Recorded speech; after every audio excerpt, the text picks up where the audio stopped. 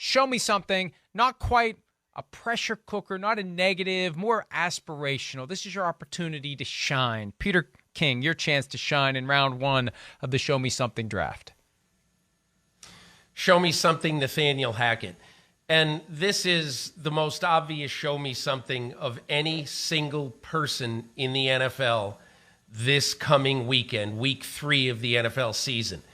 When you blow timeouts as cavalierly as the Broncos have in the first 2 weeks, as I said last week, all timeouts done by midway through the fourth quarter of a very tight football game. You simply cannot go on like this. What have you done this week to fix it? What have you done to get out of panic mode late as the play clock ticks down? This week, we're going to find out, and the entire nation will find out. Show me something on Sunday Night Football, Nathaniel Hackett. Great choice, and yes, the clock is ticking on him literally and figuratively. I'm going to go with Baker Mayfield. I wrestled with Mayfield or Matt Rule, but I look at it this way. If Matt Rule gets fired as coach of the Panthers, he's got a buyout for multiple more years, so he's getting paid. He'll probably end up at Nebraska or somewhere in college football again and have a chance to do what he did at Temple and Baylor, etc. Mayfield's got nothing after this year. He gave up ultimately $4 million in salary with the opportunity to earn some of it back in incentives. He has not been impressive yet this year. They lost to the Browns, and yeah, they tried to win, but they fell behind. He didn't do enough early enough to get that win against Cleveland, and then against the Giants last week, 14 for 29. Who doesn't complete 50% of their passes in today's NFL?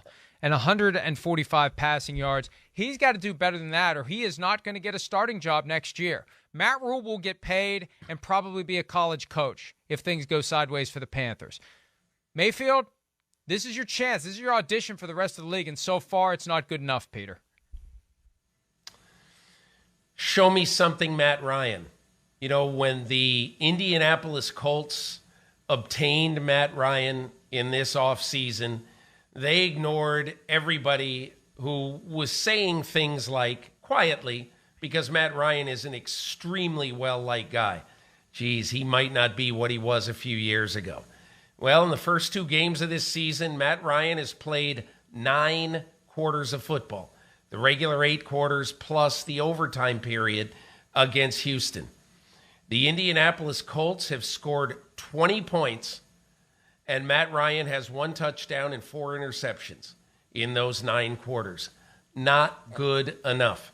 Now, it's inconvenient that the home opener happens to be against one of the best 2 teams in football, Kansas City. It's inconvenient, but it is time for Matt Ryan to show all the people in Indiana why he's a better choice for this team than Carson Wentz was. Show me something on a very urgent stage, Matt Ryan. And speaking of show me something, Carson Wentz. You get an opportunity to go against former team and the quarterback they drafted in round 2 a few years back that ultimately nudged you out of town. Show me that you're able to recover from that loss. It was disappointing. They were down 22-0. He played well in the second half to try to will the Commanders back into it. But this is another home game. They beat the Jaguars. The Eagles are looking special. This is Wentz's opportunity to give the Eagles a rude awakening and to gather the kind of support that he needs if he wants to be the quarterback in Washington for more than 1 season, Peter. Mike, I like that one, but you know that we're going to have a show me something for Daniel Jones.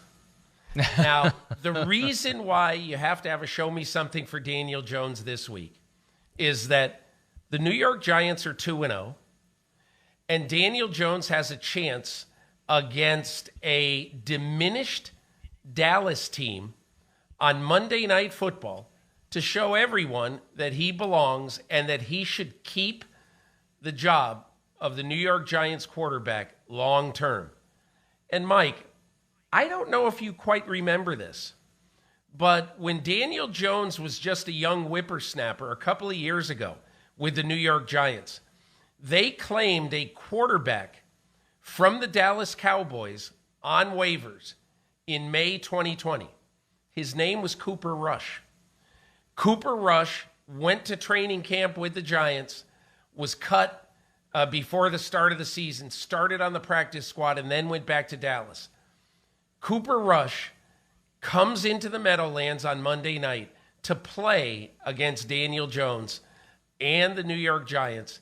And Daniel Jones, not so long ago, the 6th pick in the draft, has to show that he's a better quarterback than the undrafted former practice squatter with the New York Giants, Cooper Rush. Show me something, Daniel Jones. I would do Ryan Tannehill here. We talked about him earlier. Cole Beasley as well. Hey, he's wanted back in the NFL. He gets his shot. We talked about him. I'll go Joe Burrow, the Bengals quarterback. They're 0-2. They're going back to a place last year where they were upset by the Jets. That was the put Mike White in the Hall of Fame game last year. Make him the starter. Cut Zach Wilson that game.